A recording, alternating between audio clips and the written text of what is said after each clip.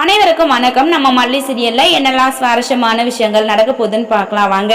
ராஜி, ரஞ்சிதா, கதிரேசன், நிஷா இவங்க 4 பேரும் பார்த்தீங்கன்னா ஒரு இடத்துல மீட் பண்ணுறாங்க. அதாவது இப்போ இவ்வளோ பெரிய விஷயங்கள் போயிட்டு இருக்கு. ஸோ விஜய் எப்படியாவது ஜெயிலுக்கு அனுப்பணும்னு சொல்லிட்டு நினச்சாங்க. எல்லாமே முடிஞ்சு போயிட்டு இப்போ அவங்க கல்யாணத்தை நடத்தி முடிச்சு அவங்களோட ஒரு நல்ல வாழ்க்கையை ஸ்டார்ட் பண்ணிட்டு இருக்காங்க. ஸோ அந்த மாதிரி தருணத்தில் இவங்க 4 பேர் ஒன்று சேர்ந்து, கதிரேசன் சார் உங்களை நம்பி எல்லாமே நான் மோசம் போயிட்டேன். நீங்கள் தான் அந்த தேவசனை கோர்ட்டுக்கு வரவே மாட்டா, அவள் ஜெயிக்க மாட்டா, அப்படி இப்படின்னு சொல்லிட்டு சொன்னீங்க. கடைசியாக இப்போ இதெல்லாம் போயிட்டு எங்கள் வீட்டுக்கு தெரியுமா? என்ன எதிர்த்துட்டு இருந்த அந்த மல்லி இப்போ அவளோட வாழ்க்கையை நல்லபடியாக ஸ்டார்ட் பண்ணிட்டா.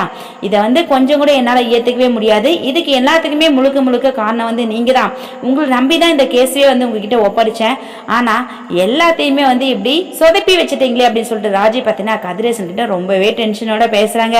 கதிரேசனே ஒரு பக்கம் டென்ஷனாக இருக்காரு. ஏன்னா ரேணுகாவுக்கு பூஜை பண்ணணும், சாமி கும்பிடணும், திதி செய்யணும் அப்படின்ற மாதிரி நிஷா சொல்லிட்டு இருந்தாங்க. கதிரேசன் அதெல்லாம் முடியாது அப்படின்னு சொல்லிட்டு இருந்தாங்க. நிஷா ஒரு வழியாக கதிரேசனை சமாதிக்க வச்சுட்டாங்க. ஸோ இப்படியெல்லாம் இருக்கும்போது ராஜி, நான் மட்டும் தப்பு செய்யலை ராஜி, இதுக்கு முன்னாடி நீங்கள் கோர்ட்டுக்கு வந்திருந்தா ஸோ எந்த பிரச்சனையும் இல்லாமல் அப்பயே சால்வ் ஆயிருந்திருக்கும். நீங்களும் கோர்ட்டுக்கு வராமல் போனதுக்கு எத்தனையோ காரணம் சொன்னீங்க. அந்த மாதிரி தான் ராஜி எல்லாமே. அந்த தேவசேனாவோட பேத்தியை எப்படியாவது நான் கடத்தி வச்சு அவளை தண்ணி காமிக்கணும்னு சொல்லிட்டு நினச்சேன். ஆனால் ஒரு வழியாக அந்த அரவிந்த் போய் காப்பாற்றி கூட்டிகிட்டு வந்ததுனால இப்போ எதுவுமே செய்ய முடியல அப்படின்னு சொல்லிட்டு கதிரேசன் ஒரு பக்கம் கையை விரிச்சிட்டாரு. 4 பேரும் சேர்ந்து என்ன பிளான் போட போகிறாங்கன்னு சொல்லிட்டு வரப்போகிற எபிசோட வெயிட் பண்ணி பார்க்கலாம். இந்த வீடியோ பிடிச்சிருந்தா மறக்காமல் நம்ம சேனலை சப்ஸ்கிரைப் பண்ணுங்கள். தேங்க்யூ.